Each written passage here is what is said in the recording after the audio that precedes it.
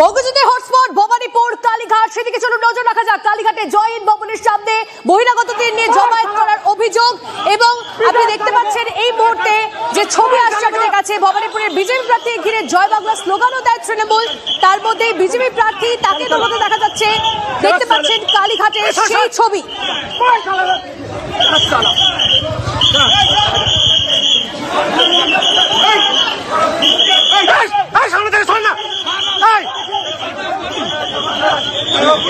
ইতিমধ্যেই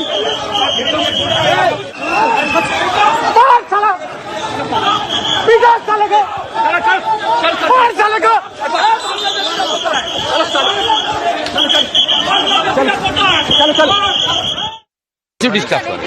ওরা ভেবেছিল আমি পালিয়ে যাব ওই বাংলাদেশের স্লোগান জয় বাংলা শুনে।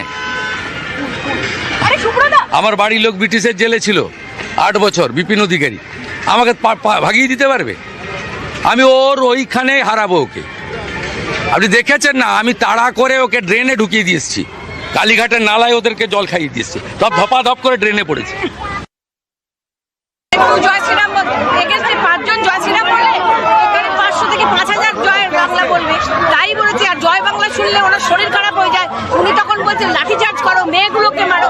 কি পারা যায় নাকি? এইভাবে কেউ আটকাতে পারবে? উনি এইভাবে ভোটে জিতবে। পুলিশ কি প্রোঅ্যাক্টিভ ভূমিকা পালন করছে? একদম পুলিশের নামে আমাদের কমপ্লেইন। ওসি কালীঘাট আমার 2টো লোককে মেরে একজনের পা ফাটিয়েছে, একজনের হাত ফাটিয়েছে। আমরা সেই ভিডিও নিয়ে গিয়ে কমপ্লেইন করছি ইলেকশন কমিশন। স্বাভাবিক আছে, স্বাভাবিক পরিস্থিতিকে অস্বাভাবিক করার জন্য একটা মানে কি বলবো, বিশৃঙ্খল সৃষ্টি করার জন্য উনি এসছেন। উনি এসে করার চেষ্টা করেছেন কিন্তু পারেননি। যাই হোক, উনি বুঝে গেছেন এখানে স্ট্রেংথ কিরম আছে।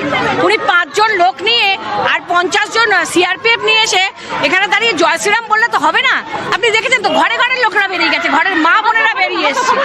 এখানে থাকলে এরকমই শুনতে হবে, ওনাকে জয় বাংলা শুনে বাকি জীবনটা কাটাতে হবে।